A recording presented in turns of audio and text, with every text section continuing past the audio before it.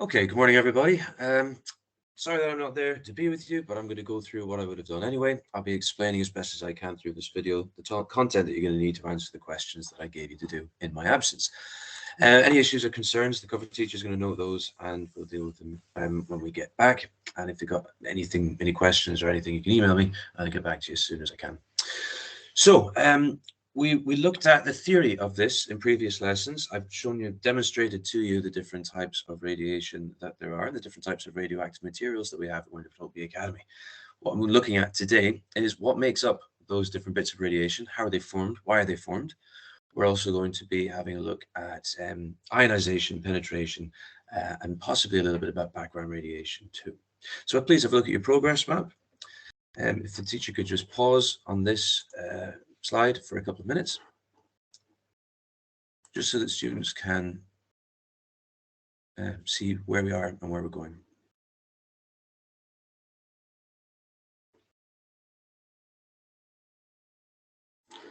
Okay. So we were talking about this idea that if I have a nucleus inside an atom with electrons orbiting around it, that electrons can. Okay, I'm sorry as well. I'm doing all this drawing with my mouse, so I apologize if it's not very good. Electrons can jump shells. So when they jump shells, they go to a higher energy level, and then when they fall back to the lower energy level, they release energy from the shells. That's usually electromagnetic radiation, which we'll be learning about in our next topic. There's another type of radiation that comes from the nucleus, and that's why we call it nuclear radiation. Radiation is just an energy transfer. Energy is being transferred from in here in the nucleus to out here, not in the nucleus. And the nuclei of atoms, some atoms are unstable, especially big isotopes. To become more stable, the nuclei give out radiation. This process is called radioactive decay. Now, the parent nucleus is usually going to be some kind of a large isotope. This idea of decay means that something from the parent nucleus, with the electrons orbiting all around it, of course, something from the parent nucleus is released into the environment and a new type of nucleus is formed.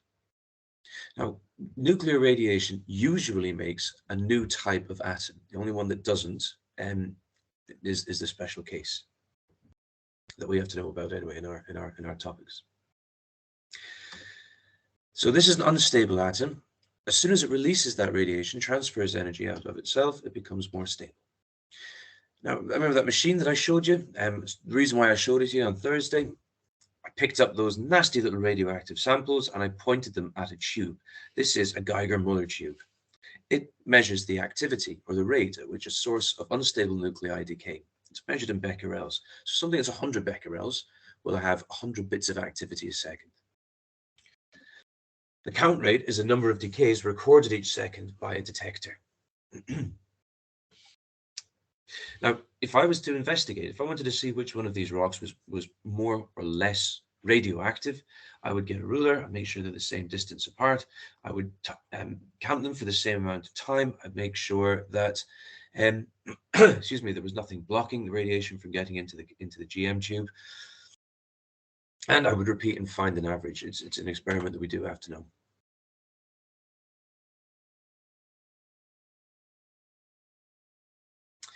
Different radioactive isotopes decay at different rates and emit different types of radiation. And this is important because we do have to know the different types of radiation and we have to be able to explain what's going on inside the nucleus.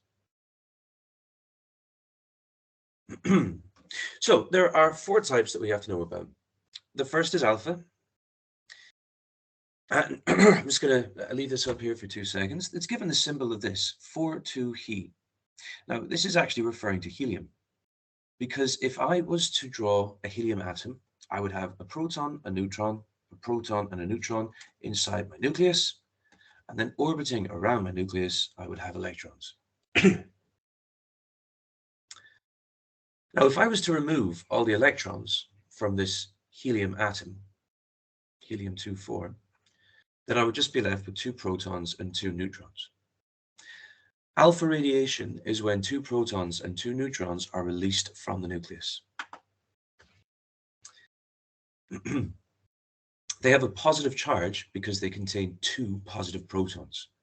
So the charge on protons is positive, the charge on neutrons is 0. So the overall charge is +2. Sorry, I still have this cold, folks.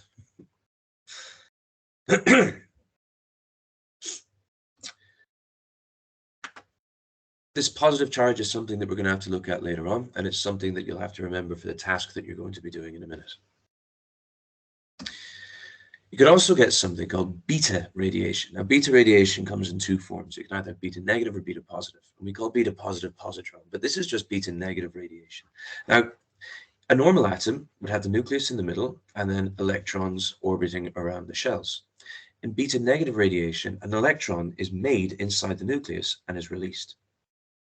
So protons and neutrons aren't actually the smallest type of particles. You can further break those protons and neutrons down into things called quarks and other smaller subatomic particles. You can change the protons and neutrons inside the nucleus from a proton to a neutron or from a neutron to a proton. When you turn a proton into a neutron, you also make something called a positron. When you turn a neutron into a proton, you actually make an electron. So when inside the nucleus, a neutron turns into a proton, a neutron turns into a proton and an electron is made, the proton stays here inside the nucleus and the electron is emitted. So in beta negative radiation or beta minus radiation, it consists of an electron emitted from the nucleus. This results from a neutron splitting into a proton and an electron. Beta particles are negatively charged. This is the symbol for beta negative radiation, and that will that'll be important when we're looking at equations later on. Beta positive radiation is when a positron is released from the nucleus. Now, the positron is just like an electron, but it's a different charge. So we give it the symbol E+. It's released when a proton becomes a neutron and a positron. The charge of a beta negative particle is -1. The charge of a beta positive particle is +1. And I told you about those, that there were, I told you that most types of radiation change the type of atom. Well, the one that doesn't do that is gamma radiation. The gamma radiation are just electromagnetic rays, EM rays, and we'll be learning about this in our next topic, that are released or emitted from the nucleus. Gamma radiation has got no mass and no electrical charge. Now, the task I'd like you to do is from memory, and if you do need to, with a little bit of support from this document up here, I would like you to fill out the top half of that page that you've got in front of you, please. So I suppose I can show you. I'd like you to do this part here, please. Describe the 4 different types of radiation, and then have a go at answering these questions. I'd like you to do it without looking at knowledge organizer in the first instance, and then if needs be, you can. So if we could just pause and give our students some time to do that, and when they're ready, shouldn't take any more than 5 or so minutes, and you can just start the video again. Thank you.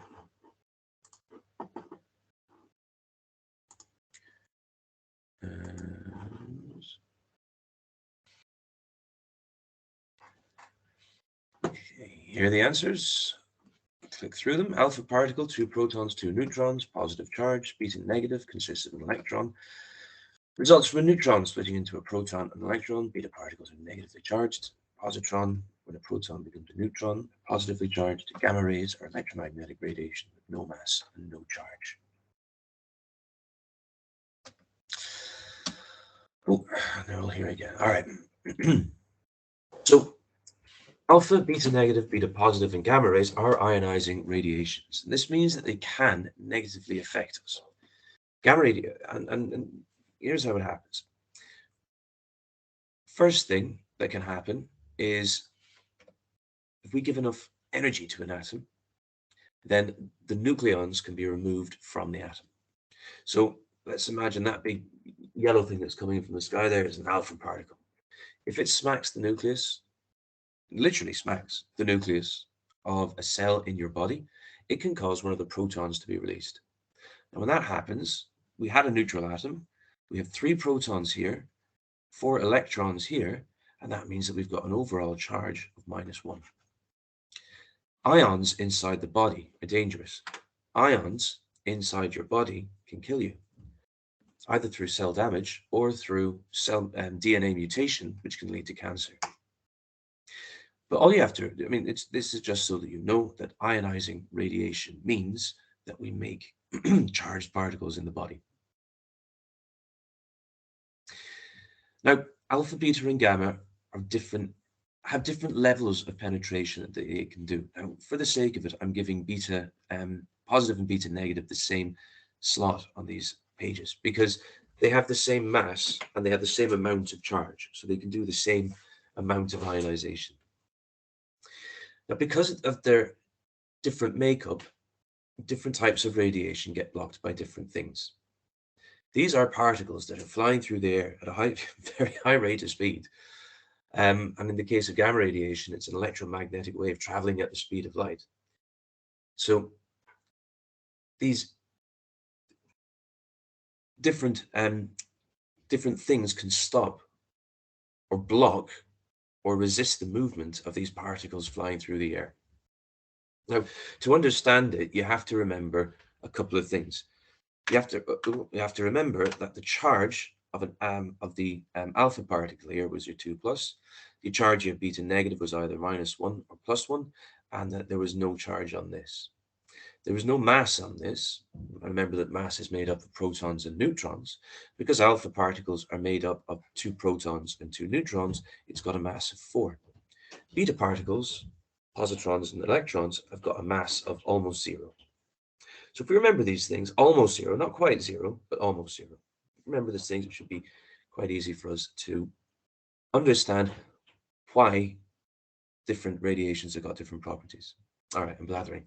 Alpha radiation is huge, so it's easily stopped by a few sheets of paper. This alpha particle can't get through the sheet of paper because it's so big. It literally collides with the atoms of the paper and cannot get through.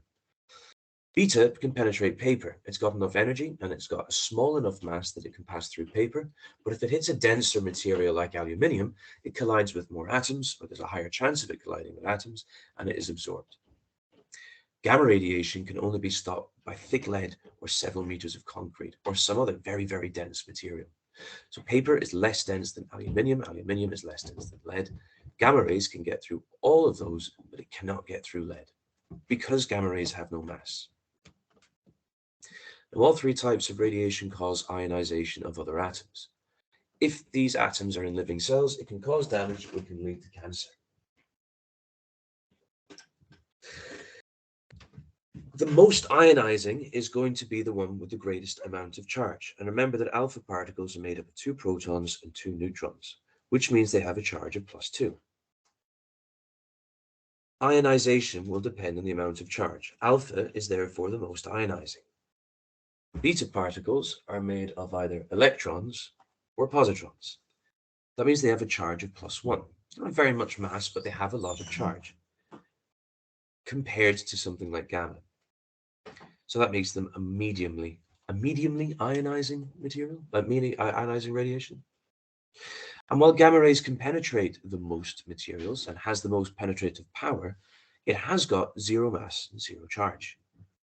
So it is very low chance, a very small chance of ionizing your cells. Now, here are the questions that I asked you to do. I should have actually waited for a second. You can do your marking actually now. If you haven't had a chance to do them, you can pause. You can pause and do this. Sorry, I messed up my my cover there. Not my cover, pardon me, my PowerPoint. And here are the answers.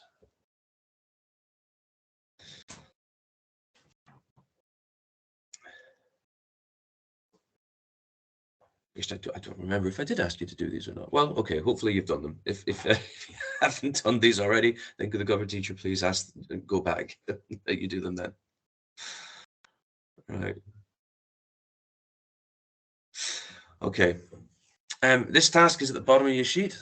I'd like you to just cover everything up and try and do it from memory to see if you understand it. Again, let me just see if we've put that up on the screen here. Yep. So it's this little pit down here.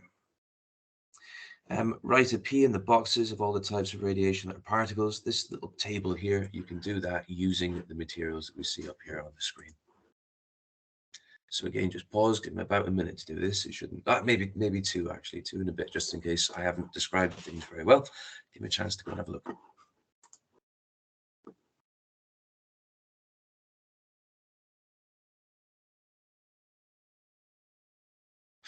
All right, well done to anybody who got the neutron one there, because it's not something I spoke about, but hopefully you could have figured out that it's a neutron that's being released. So it has got, it is a particle, and it has got a mass of 1, but no charge. All right. So pause there and let people mark it. Hopefully you've done that. And now we have our get it, go for it. If you're going to be doing the get it, I'd like you please to write out this full paragraph just for consolidation. And this question here is talking about the cloud chamber. The cloud chamber, I'm pretty sure everybody here will be able to do it. Just remember that alpha particles are bigger than beta particles. Alpha particles have more charge, but they are bigger, have a smaller range, and you should be able to answer all these questions. So if we could just pause there.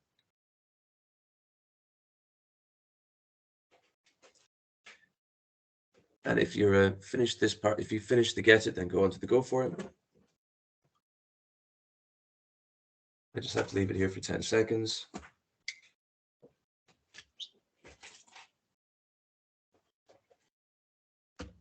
And here are your answers. So if you could please mark that in a red pen and a green pen.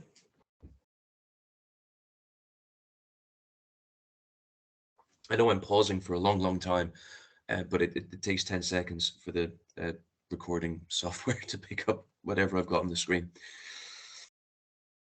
All right. Okay. That's us.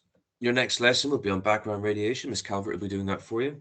If you have any questions, let me know. I've put the Oak Academy link into the cover folder. So if we've done all this and we're finished, we've got another lesson for you to do. Thank you very much for your concentration, and see you in a couple of weeks.